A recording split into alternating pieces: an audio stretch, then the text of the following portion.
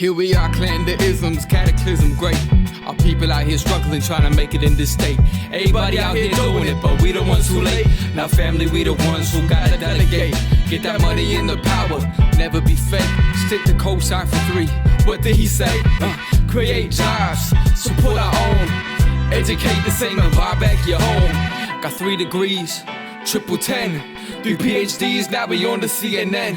DBTV, let's talk about negligence. Ignorance is bliss, but we can turn it to intelligence. Believe none of what you hear, half of what you see. Let's break it down here on Dr. Boyce TV. Here we are. Having a good day. I'm Dr. Boyce Watkins from Your Black World, the Black Business School. And I want to welcome you guys to drboycetv.com. drboycetv.com is the home for intelligent Black people, where we have intelligent Black conversations about all issues that matter to Black people all throughout the United States and the world. So today I have the honor of having a special guest and an old friend. She's not old, but she's an old friend named Nomalanga Mushali Moses. Nomalanga is all the way in Botswana. And so that's why we're doing this interview in the middle of the night, because she's such a great friend that I'm willing to stay up late to do the interview because it's morning over there. How you doing today, Noma? I'm doing great, boys. How are you? Oh, I'm doing really well, really well. Thank you for asking. And yeah, so I was, one thing that got my attention today, and everybody as you come in, please hit the thumbs up button and the share and subscribe button. One thing that got my attention was you put up this interesting post that really sparked a lot of other thoughts that made me want to really ask you about a lot of things happening in the world. And we'll get to that in a second, but let's just start with the post. As you come in, by the way, please shout out your city. Let me know what city you're coming from. So you were basically saying that a lot of women claim to want husbands, but they don't really want husbands. They actually want, I think you said pets or accessories. Yeah, we had combination of a pet and an accessory.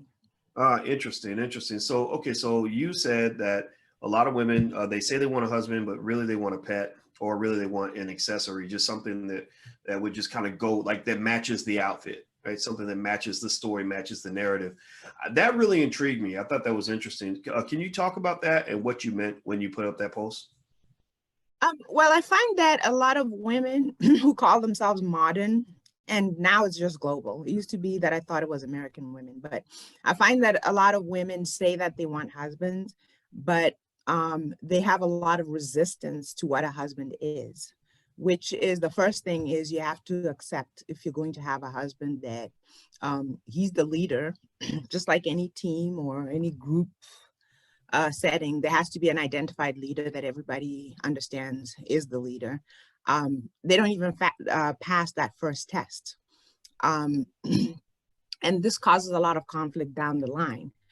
Then the other thing is, in the advent of social media and Instagram and all these other things, people are interested in the optics. You see a lot of, beautiful pictures of a beautiful wedding and a handsome guy and, all of that. And they like that part of it where it looks so good and everybody's, oh my God, I'm so jealous and all this. But the reality that follows after that, they're really not interested in that. I also find people that are women, I'm talking specifically about women, they're unyielding, they're unreasonable, they're unpleasant, and, they label it as strong, they label it as independent, boss chick, there's all kinds of labels for it, but it really comes down to the fact that they would really make horrible wives. And if they really thought about what it means to have a husband, they don't really want one, but, they do want somebody who loves them, fulfills their needs, but they just don't have a full understanding of what a husband is, what a leader is, and what it means to submit. I use that word deliberately, submit to a man. And research has shown, boys, over and over and over, the most stable and sustainable marriages are the ones where you lean more towards the traditional side of the husband being the leader of the family. Everybody who just tuned in, I'm speaking with Nomalanga Mushali Moses, and we're talking about a few different things. One question that just really, has been hanging on my head for the last 3 or 4 days since, Cardi B and Megan Thee Stallion put out that song, which was actually a really great song. It had a great beat, and they're both excellent lyricists. But the chorus was, "There's some hoes in this house." And so it became this weird battle where it was like you know, the hoes against everybody else. And so Cardi, because Cardi comes from a history of prostitution, stripping, you know, and all kind, whatever else comes with that, she's been really putting, you know, people from her space into the mainstream. Like she's really going out of her way, which on one hand you could say, okay, that's cool. She's looking out for the people that she left behind. But on the other hand, you know, the society's cool. like, people are like, whoa, wait a minute. Like, we don't really want this promoted to our daughters, you know, on a regular basis, because that comes with a lot of stuff. And so that just led to this question of, you know, that I was asking myself. I said, I'm trying to figure out, like, where, at what point did somebody say that, you know, I'm proud to be a hoe? And I think, you know what I think it is, Noma, is, and you feel free, I'm not even going to ask you a question. I'm just going to share a couple thoughts and you can just share whatever comes to mind. But it makes me think about when Black men we started calling ourselves the N-word, you know, and we became proud of that, right? We became proud of the thing that used to be a sign of extreme disrespect. And I think that the women have kind of just taken on the energy of the men. And actually, I even studied, you don't know much about Megan Thee Stallion. She's a good rapper, actually. She's very talented and pretty and everything, but, you know, just a little bit too much, you know, I think for kids. She should be on a porn site or something. She shouldn't be out mainstream. But anyway, she has a song that's basically a play on the Tupac song, where Tupac used to have a song. He was like, I guess I'll be a Nigga, because that's what you're going to call me anyway, right? And so she did a female version. She said, I guess I'll be a Bitch, because that's what you're going to call me anyway. And so it almost seems like, as much as we might have an issue with what the women are doing, it seems like the men, we kind of created, or not, I say we, but I didn't do it. But Collectively, yeah. Right, like we created the atmosphere for this weird, you know, behavior that's just not, it's not a win for the community. Can you kind of talk about that, just as a person who's not raised in America? You know, you were raised around strong families, you know what that looks like. What do you really see when you kind of see some of that culture that's being promoted in the African American community? Well, you know, even though I wasn't raised, I wasn't born or raised in America. I did live there from 19 years old up until a year or two ago. So, you know, I've kind of lived an American life my whole adult life. So I do kind of understand, and I was trying to raise children in that environment. So I think, okay, so first of all, I wanted to answer when you said that she wants to give hoes power and all that. And you said, I guess that's cool. And I was shaking my head. I don't know if you could see me. I was like, no, it's not cool. No, it's not cool. See, the thing about prostitution is it used to be a woman was backed into a corner and she had to do what she had to do to feed herself, her children, or whatever it is. So it has never been cool. See? It's supposed to be a desperate position that you're forced into. And if you had another choice, that's not what you would choose. So there's nothing cool about it. And there's no reason to try and promote it as something that's okay, right? I learned very, very late in her life that Maya Angelou apparently at some point did dabble in prostitution. And she admitted it, but she did not try to make that her narrative that, yeah, I was a prostitute and it's okay to be a prostitute and I encourage other women to be prostitutes. That was not the narrative. She kind of just wanted to take the shame away from it. And she acknowledged that it was part of her life, but she didn't do what these women are doing. That's my first point. And then the second point is when you said that, you know, what is it, Nigga, then being equated to be a Bitch. Well, first of all, I've never believed that men and women are the same. I barely believe in equality. It's like I've started to not like that word because it's almost like when people talk about equality, they're trying to say that men and women are the same, and they're not. They never have been, and they never will be. And how you know that is that there was another story. Again, I try not to know too much about the likes of Cardi B and Meg Thee Stallion or whatever their names are. But I did see on my timeline a lot of times people were talking about one of those two women was shot or something. And then there was another narrative of, you know, Black men don't protect us, and how come this happened to her? Where are the Black men? They say that they want us, but they don't protect us. And I remember making a post at the time. I was like, there are conditions under which you can expect protection. And if you don't meet the conditions, please leave us and our men alone. Mm. And it's kind of the same thing here.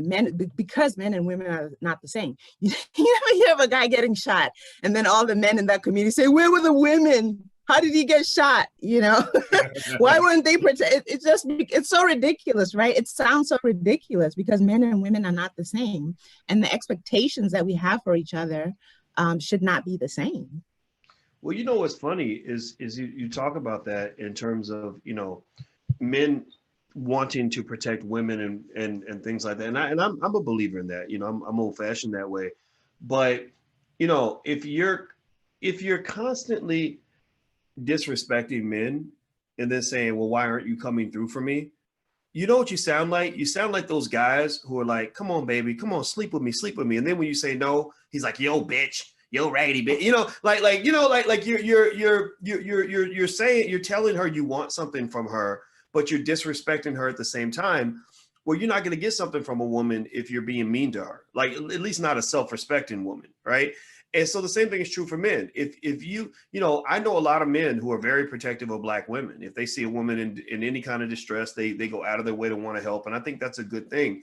But if a person is just mean and nasty and just disrespectful, you walk away from that.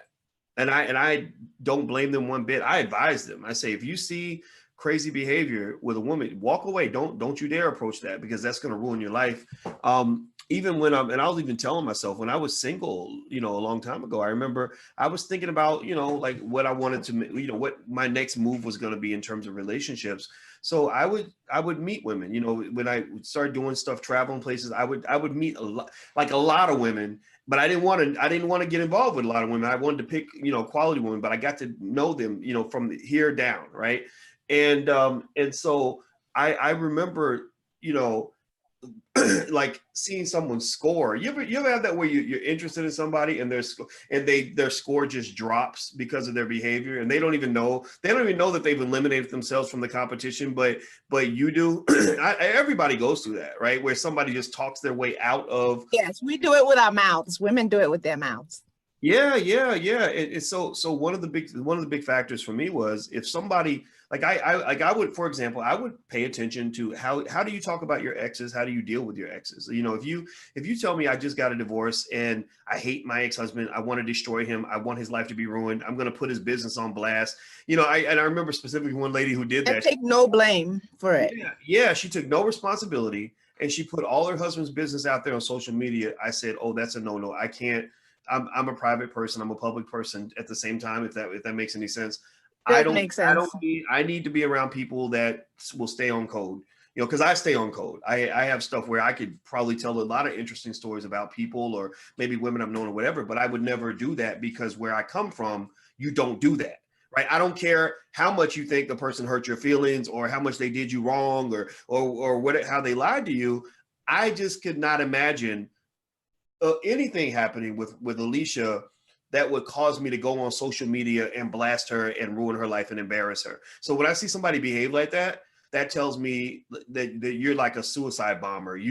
Suicide bombers, you let them inside the building and then they just explode in the whole building.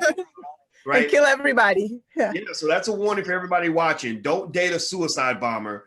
Date people that know how to handle stuff internally so that you're not out here looking crazy if things don't work out. No, Malanga, what are your thoughts on anything that I said? Yeah, I completely agree. Like I said, women, we talk our way out of relationships, and then we say, I can't find any good men. And the truth is, you found a bunch of them and they ran from you. I say that all the time. Yeah, you ran into them, but they ran from you. And the only ones that stayed were the horrible ones. And then you have a series of horrible relationships with horrible men, and that reinforces the idea that I can't find any good men.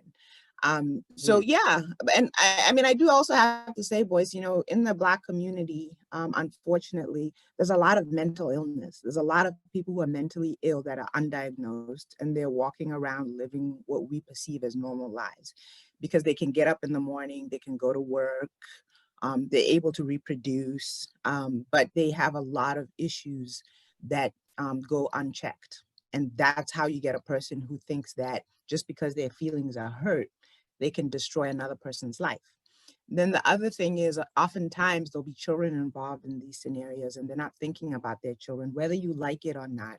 Once you've had children with a person, some part of the child's self-esteem is affected by what you say about their parent, their other parent. So if you don't care enough about the other person, I would think you would at least care about your own children. Absolutely, I agree with you. Sorry, you were talking. I mute myself whenever I'm trying to I break. know, yes. Yeah, so do me a favor. I'm speaking to Norma Lanka Musheli Moses. We're talking about, well, we're asking this fundamental question, like, why would a woman be proud to be a hoe? Also, when people claim to be looking for husbands, are they looking for husbands or are they looking for accessories? Are you looking for a pet? You know, do people even know what marriage and good relationships even look like? If you could do me a favor, please hit the thumbs up button, share and subscribe button. Make sure you subscribe to drboycetv.com, where we can have intelligent Black conversations. I didn't know how smart you guys were. We had the Black Stock Market Weekend this past weekend, Norma Lanka, and I found out that 2/3 of the people in the Black Stock Market Weekend had graduated from college. You know, so I said, wow, this is great. We're really bringing together, you know, smart Black people that are just kind of tired of, you know, what they're seeing in the media. Like they're able to critically analyze this. And I think that there's a lot of hard questions that have to be asked, and they have to be asked in a way that you know, that I'm a little rough around the edges when I when I bring stuff up sometimes. Like I'll tell you, yeah, I know the controversy comes out, and I just don't run from it because it's who I am. I gotta be me. I'm good at being me. I'm not good at anything else outside of being me. I can't pretend to be somebody else. So so I was approached by some experts who actually pointed out to me, and this was something I wish I could have brought up in a better way, but I just threw it out there because I knew that if I talked about Cardi B or somebody that was really popular, I knew I was going to get a backlash. I knew people were going to be mad because we have celebrity worship. Studies show that Black people worship celebrities more than anybody else. Studies show Nielsen, when they're figuring out, like when white people are figuring out how to get money from Black people, they wrote in their report, they said African Americans follow celebrities more than other groups of people. So if you want to sell your laundry detergent, get a celebrity to use it. If you want them to buy a car, show a celebrity driving it. And it doesn't work as well for white people. It doesn't work as well for Asians. It works really well for Black people. So I knew that if I brought up Cardi B on any level, I knew that there's going to be a certain element of people that are just going to get mad no matter what. I can't really pay attention to that because that tells me you're not really critically thinking. But here's what somebody brought up to me. They said, you know, Cardi B suffers from fetal alcohol syndrome, or most likely they believe that she did. And I said, first of all, what, you know, explain that to me. Like, is that bad? Like, how bad is that? Also, what's your proof? So this person who's an expert on fetal alcohol syndrome, who diagnoses it, she looked at the face and she said, oh yeah, I see it. It's right there. And I did research on it, and they showed the face of somebody that has a fetal alcohol syndrome. And it's something about the eyes and the nose and having something. I saw the post, yes. Yeah, just like how with somebody with Down syndrome, they also have certain features that you can kind of tell by looking at them. Yeah. And I said, okay, so how's this relevant?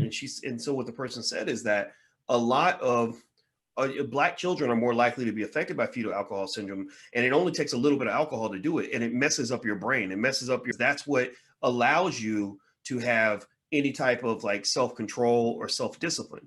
You know, so people that are really violent, or, you know, like I remember Cardi B was ready to fight Nicki Minaj on the red carpet at some fancy dinner or something. They were like ready, you know, and or people that just aren't, if you don't have that prefrontal cortex. So they said that. So basically, they said that a lot of kids have it because what she said happens is that the moms will be drinking, like a lot of, especially like in that culture Cardi was in, that stripper, you know, crazy stripper culture. There was a lot of alcohol. Cardi loves alcohol. She named herself after alcohol. Her sister was named Hennessy, right? So I imagine their mother was drinking, you know, a lot of Hennessy, right? And they said that what happens is that women that are in that fast life, you know, a lot of times they get pregnant and they don't know they're pregnant till 3-4 weeks in.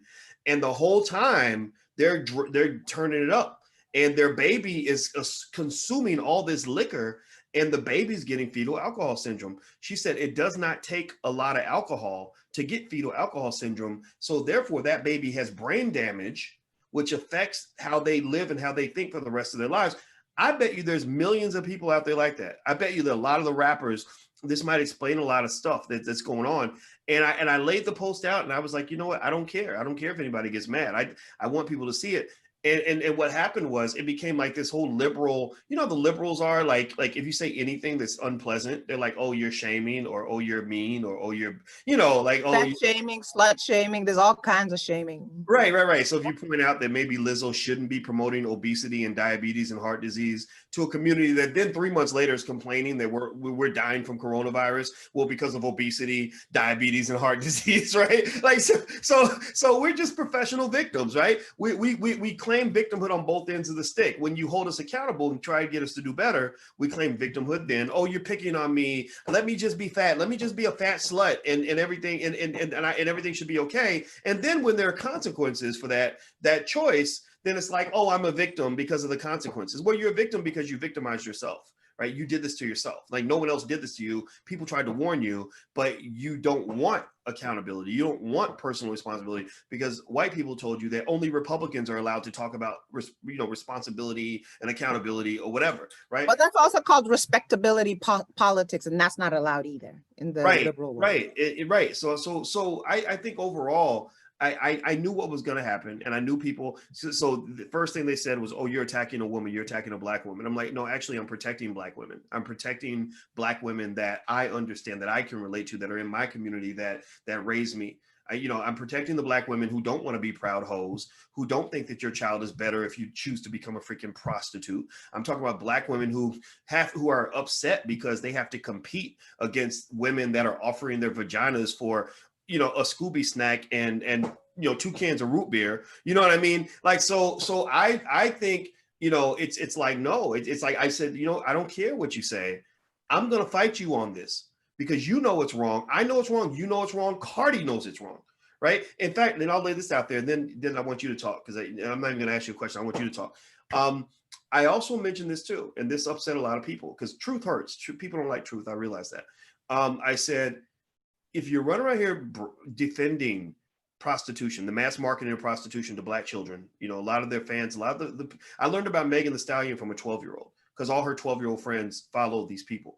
I said, so if you're promoting the right to be a proud hoe and to sell your body, I said, just understand that the men that are coming in and that believe they can buy your body cheaply, many of those men also feel like your children might be part of the package. Like, you can't tell me that if you are, pay attention, process this for a minute. You're a woman who's like, I'm a proud hoe. I'm selling it to whoever can buy me, Red Lobster or whatever. You can have this. You can have all of this. So, and you're proud of it because somebody taught you that was body positivity and strong feminism, and you're just doing you, living your best life. Okay, fine. I don't care. Freedom. But you got call it freedom. Right. But you got all these men running through your house. All these men, they don't care nothing about you. No respect for you. They're paying for sex. Many of them are sex addicts. And you can't tell me they're not going to be looking at your daughter too, right? Especially when she's, a teenager. And so if you go talk to a lot of cops, if you talk to a lot of police officers who patrol this beat, some of y'all are cops, social workers in the chat. Feel free to say something if you're in this category. They'll tell you that this happens all the time, that when you're letting all these men around your children have a much higher probability of being raped. A much higher probability of being raped. So you can be a proud hoe if you want to, but you're affecting other people in the process. I'm done talking. Please go ahead. You spoke exactly to my original point when you talked about they said that you were attacking women, which was exactly the opposite of what you were doing. And that was to my original point when I say that women who say they want husbands don't want husbands. Part of your job or your responsibility or your role as a husband is to protect your wife and your daughters and, whatever female family member is under your protection. But if a woman misunderstands what protection is, she will see it as an attack. She will see it as being controlled. And then they say these words, these men are trying to control us. We want our freedom. They try, they're all these little narratives that look at protection and being held responsible and accountable. The fact is, a family is a unit. And in order to belong to a family, a strong, sustainable, respectable, successful family, and to do this over and over, generation after generation, is there are conditions. There are conditions. And if you can't adhere to those conditions, then you don't get a family with a male or a set of males who will protect you and keep you safe. If you don't want to listen to them, then you don't get their protection. That's just a very basic fact. So we can't say on one hand that women can do whatever they want. Okay, that's within reason, right? Because we're not talking about locking them up in a room and chaining them so that nobody touches them or sees them. But within reason. But there are conditions under which a man will offer his protection, and then there are other conditions where he can just be like, you know what, do what you want, but when it all comes falling down on you, don't call me. And also, I remember you saying that it's natural for a man to respond when he sees a woman in distress. And I've always thought that, but I'm now of the opinion that he has to use discernment. If she looks like a hoe, then stay out of it. Stay out of it. That's the life she chose. It's not for you. You can endanger yourself, your life, and be taken away from the people who actually adhere to your protection by trying to save a hoe. A self-proclaimed hoe. A self-proclaimed hoe. Let me just clarify that, right? Somebody who says, leave me alone, I'm independent, I'm strong, and whatever, the other rhetoric that they state. If that's the life they choose, then it's okay. Don't hold them responsible. Don't ask them to be accountable, but they should not expect protection. They should not expect you to come to their rescue when they inevitably get into trouble. Yeah, I can't help but to agree with you. I mean, I think it's when you're talking about just that whole idea of protection. I mean, what's really sad is I feel bad for a lot of the women that you might see that take on that persona, because I think that it's kind of a reaction, right? It's like how in a virus or something, or with an infection, your body does certain things because it's reacting to something, right? And sometimes the reaction can become very ugly. And so I really feel bad for some of the women, because what I really see in many cases is a little girl who was never protected by the first man she ever loved. So you'll hear that come out in the language, like, F these men, and these men don't care about you. You get your paper, get your coin, screw them, don't let them, and it really just comes from a place of pain. And so, it obviously calls for therapy. But we don't really do that. People don't want to talk about the need for therapy and make that investment. So people will just feed into your addiction. So what you'll have a lot of times is you will have, because of this pain, and you're numbing this pain, you're coping with this pain with these unhealthy ways. Like, for example, sex addiction. Sex addiction, can be just like addiction to alcohol or drugs. You're numbing a pain, right? And it's okay to participate, I guess, and do what you want to do. But I think that where the consequences come in is that sex is not, I don't think sex was meant for that, right? It's not meant for you.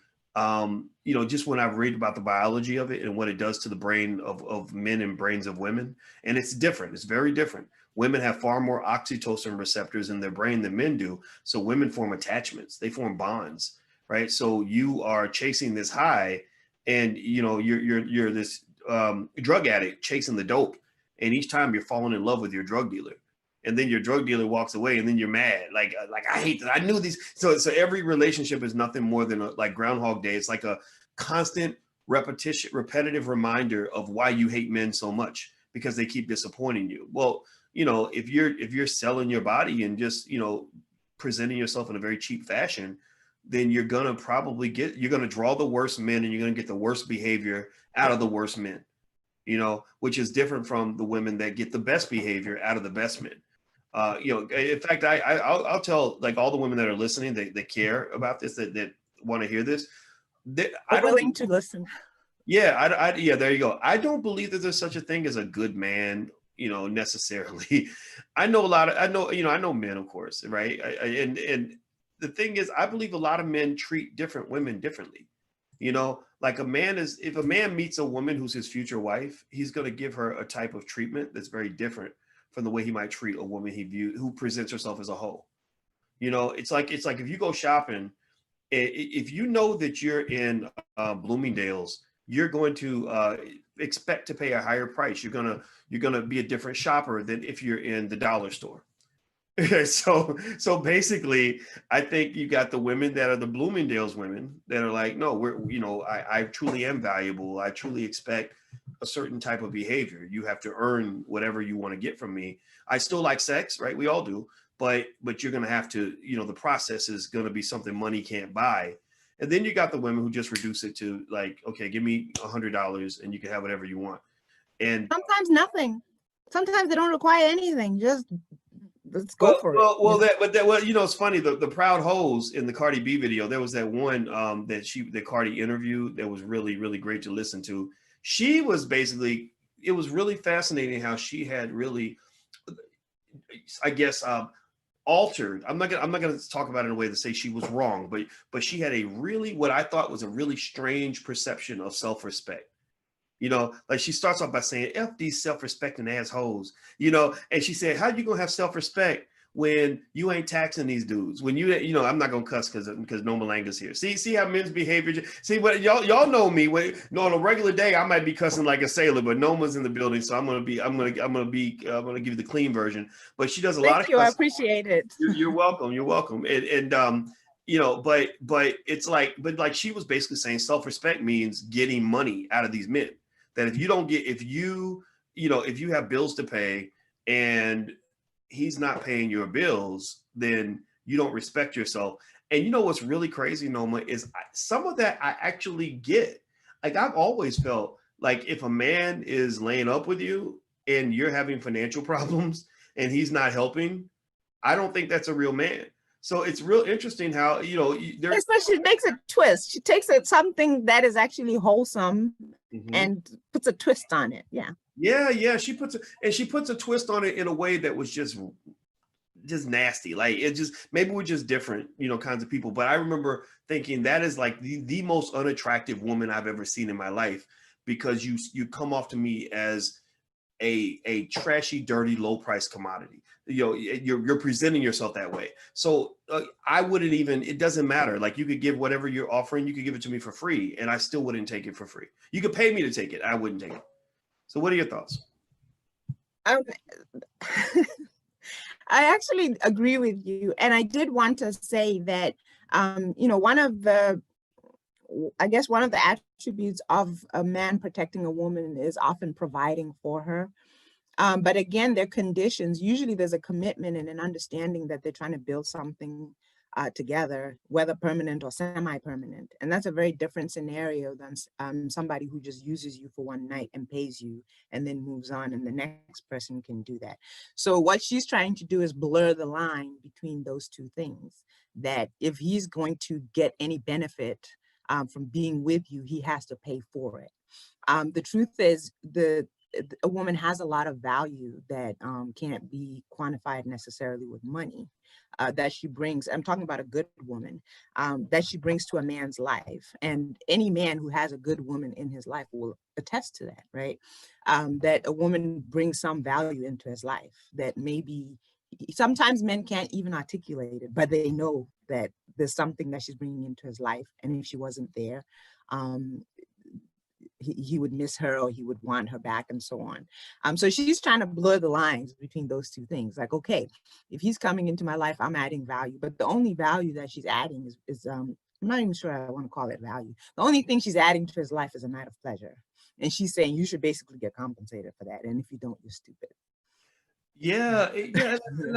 And I think I feel, part of me really feels sorry, for her, because she ain't happy. I mean, come on, there's no way on earth she could be, that you could convince me that she's happy deep down, or that she's had a good life to this point.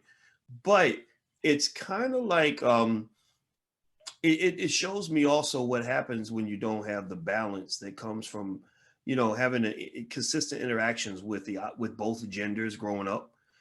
You really get, there are subtleties about dating and relationships that you don't pick up.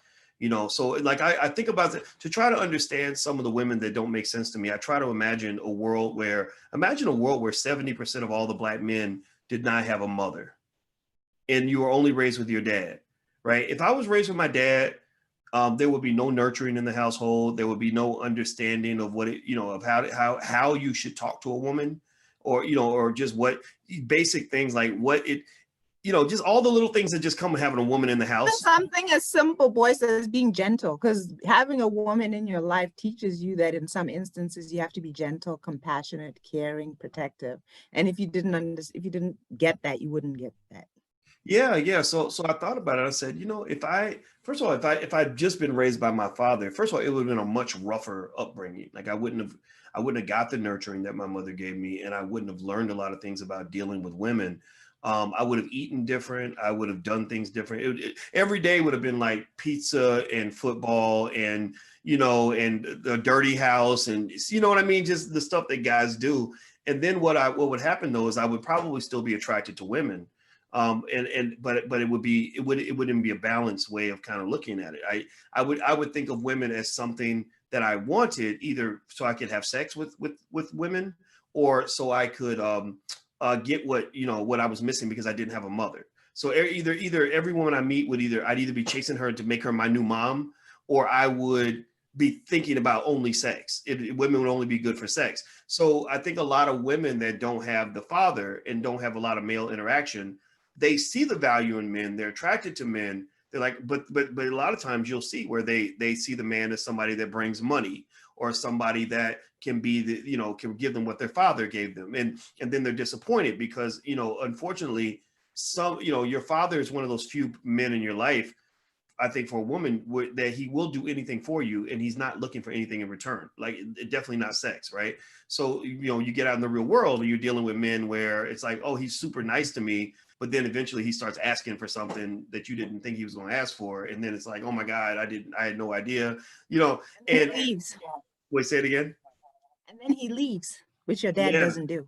Yeah. So that's hard. I think that's really hard. And I think every little girl, I think, deserves to have at least one man in her life that would do anything for her, that isn't trying to sleep with her, because so many times, y'all see where people will just get it wrong. They don't understand the mind of men, that a lot of men, like, yeah, sure, I'll give you the promotion. I'll come over and cut your grass, and you're like, oh, he's so nice. And then one day he pulls his penis out and you're like, wait, I didn't, what, wait, hold on, what, so yeah, but these poor women, I just feel bad for them. I really do. But I had to talk about it because I'm sorry. I hate that you went through whatever you went through, but I don't want to sit there and co-sign on the promotion of prostitution to children. What you just said is very important. You're saying, I'm sorry that you went through what you went through. And it occurs to me that a lot of times in our audience, which is predominantly African-American women,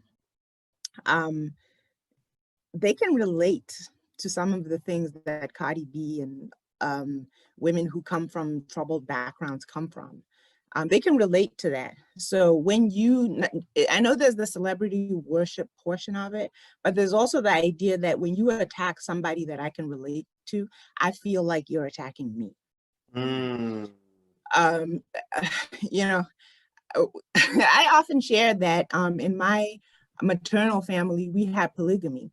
I don't push polygamy, and I don't support it. I don't want it for myself. I don't want it for my daughter, and so on and so on. But I have a much better understanding of it when it is done right.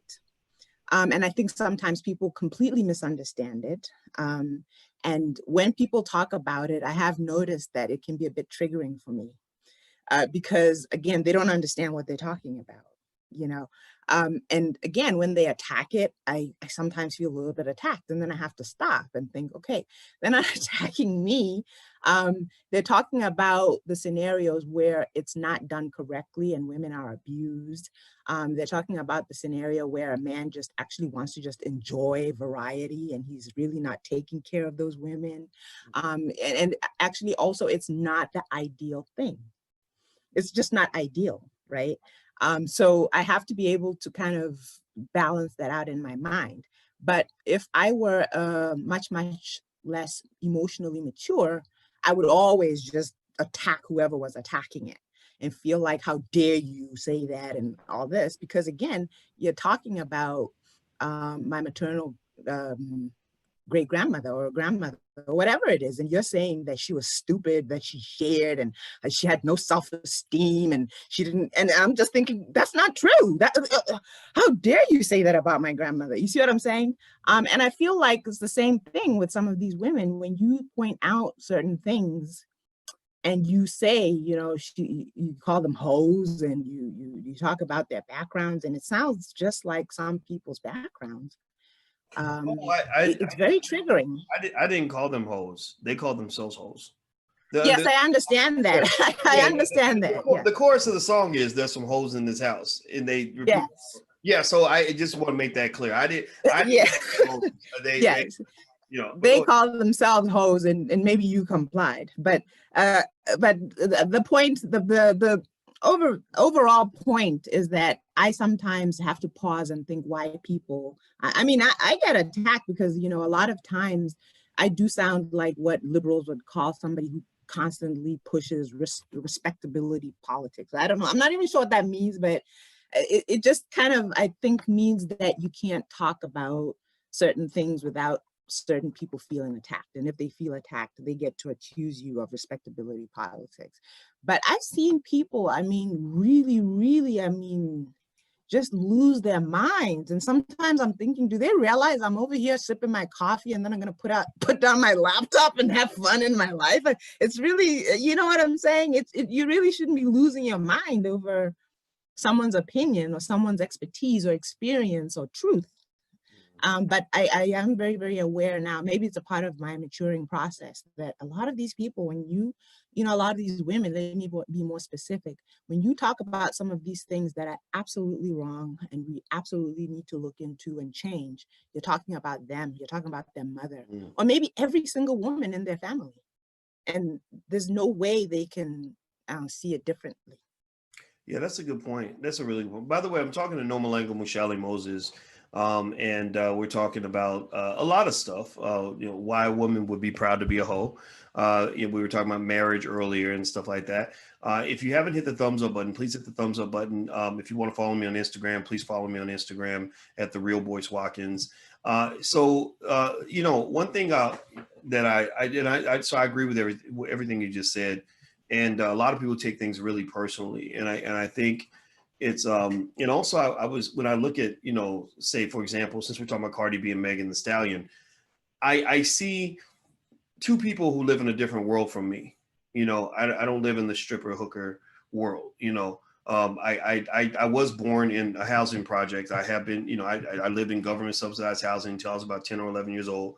I know what that feels like. I know what it feels like to be poor, but I'm not a hood guy. I never wanted to be hood. I never wanted to, street thug, drinking, smoking, killing, prison. That was never of interest to me. I knew people that were in that space, but that I knew not to get out of that space, because I was lucky. I had two parents that just really said, these are the things you don't want to do, right? So I think that when I hear the music and I hear some of the behavior and the rebellion and, just kind of saying, I'm going to be a hoe, I'm proud to be a hoe, I just want the money, I don't really want the love, I don't want anything else. I see a gender war, similar to what the white feminists have with the white men, this gender war that's occurring in a space that I don't live in. Like, so when they're talking, it's like when Snoop Dogg used to talk, when they used to ask Snoop all the time, why do you say we don't love them hoes? And why do you say bad things about women? And he was basically saying, I'm not talking about all women. I'm only talking about the women that I run into in the strip clubs and whatever, who are trying to get my money and trying to do stuff. The Cardi B's. He was talking about the Cardi B's, right? And he wasn't talking about the Nomalengas. Right? So yeah, because Snoop was apologizing to Gayle King, but he still runs around, saying things about other kinds of women, right? But then I realized, also with Megan Thee Stallion and women that are in that space in general, what they represent, they're not really talking about, I don't think they're talking about guys like me, because they don't date guys like me. They think guys like me are corny. Like I like to like read books and stuff, and they, I'm gonna try to marry you if I love you. I'm gonna definitely take care of my kids, right? But instead, and I'm not kidding. This is real stuff. I remember, I remember I got my heart broken a long, long time ago, by a woman that dumped me and started dating a guy who toted a gun, who killed people, like literally would kill people.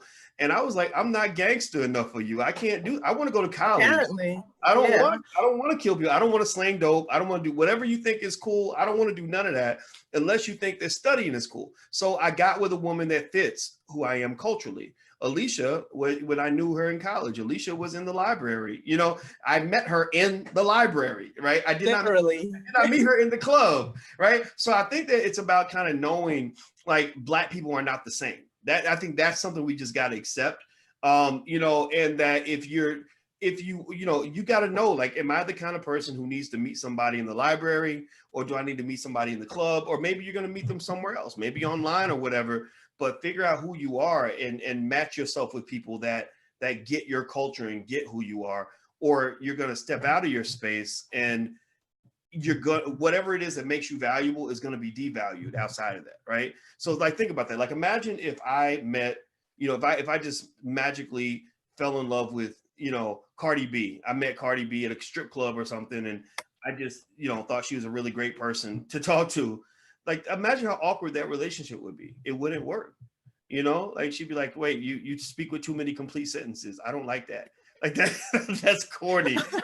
I know I'm being such an ass right now. But really, like, it would be like, she got with a guy that gets her. And it makes me think about, I remember my friend Willie's a rapper with the Ghetto Boys. And he used to say, don't turn a hoe into a housewife. Right. And I think that is, as mean as it is, that's really true. And you see guys do that. You'll see guys try to turn a hoe into a housewife. It does not work. Or you'll see women try to, find some guy, they just scraped him up off the concrete like a piece of gum. And then you're trying to clean this guy up and make him into husband material. And he's not ready for that. So what are your thoughts? I'll let you get the final thoughts. Yeah, you said something about value and devalued. And I know I always sound like a broken record, but you have to understand that women that come from a solid family structure tend to be valued. And, just a petty example where Snoop had to apologize to Oprah to Gayle, because her husband, Oprah, is a very powerful person who would have made sure he suffered the consequences for whatever, so it just basically comes with the territory. Like, you can kind of understand as a human being that, okay, there's some people that I could, do whatever I want and nobody's coming for her. And then there's some other women who you completely understand that she comes from a place where she's valued. And if I don't treat her the way that she's used to being treated, it's not gonna, and if I do treat her that way, somebody's coming. I always share the example of one of my brothers and one of my cousins. One of my other cousins married a man who thought she was a punching bag. And one day they just took it upon themselves to meet him in a corner as you're staggering out of a bar and beat the crap out of him, and they did that every time. They eventually went their separate ways, but they wanted it to be clear that, our sister is not, you don't treat her that way. And even if she can't walk away, we're not going to let you do this to her, you see? And I'm not advocating that people should go around beating people, but that's just how it is. When men value a woman, if somebody else, another male, comes and tries to do something to her, there are consequences, and that's the difference sometimes between being valued and not being valued, or sometimes devaluing yourself. You can work yourself out of that situation. If you have men who care about you and protect you, and then you decide that you want to devalue yourself, you lose that protection. Well, there you go. You said it all. Thank you for breaking it down for us, Noma Langa. I appreciate it. Where can people get in touch with you, by the way? Can they follow you on social media? Yes, I'm a big Facebooker. And the Noma Langa Show is coming back to Fly Nubian Queen. And that's also on Facebook. You can also find me on YouTube. I have a YouTube channel. Those are the three main places, and I'm on Twitter as well at Noma Unlimited. All right. So Noma Unlimited on Twitter and Noma Langa on Facebook. And you're going to have the Noma Langa show, which is on FlyNubianQueenTV.com, which is awesome. Very awesome. Okay. Very cool. Well, thank you, Noma, for breaking things down and providing perspective. And I hope you guys will also join me in thanking Noma Langa for her time. I appreciate you guys hanging out with us as well. I know it's right now, the time we're recording is late at night, but Noma's in Botswana, by the way, and that's why she's up. And some of you are around the world. Shout out what city you're from. Shout out what city you're chiming in from. And I'm out of here, guys. So have a good night and take care. And if you haven't learned to buy your first share of stock yet, or if you want to get free stuff from the Black Business School, just go to firstshareofstock.com. That's firstshareofstock.com. There's a free training there. You can get started investing. There's a lot of money being made. So I hope that you will try it out. So firstshareofstock.com. So hit the thumbs up button on your way out. I'll see you guys soon. Take care. Thanks a lot, Noma. Thanks, boys. Bye, everybody. Bye.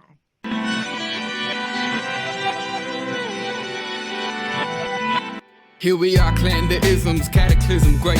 Our people out here struggling, trying to make it in this state. Everybody out here doing it, but we the ones who late. Now family, we the ones who gotta delegate. Get that money in the power, never be fake. Stick to cosign for 3. What did he say? Create jobs, support our own. Educate the same and buy back your home. Got 3 degrees, triple 10. 3 PhDs, now we on the CNN. DBTV, let's talk about negligence. Ignorance is bliss, but we can turn it to intelligence. Believe none of what you hear, half of what you see. Let's break it down here on Dr. Boyce TV. Here we are.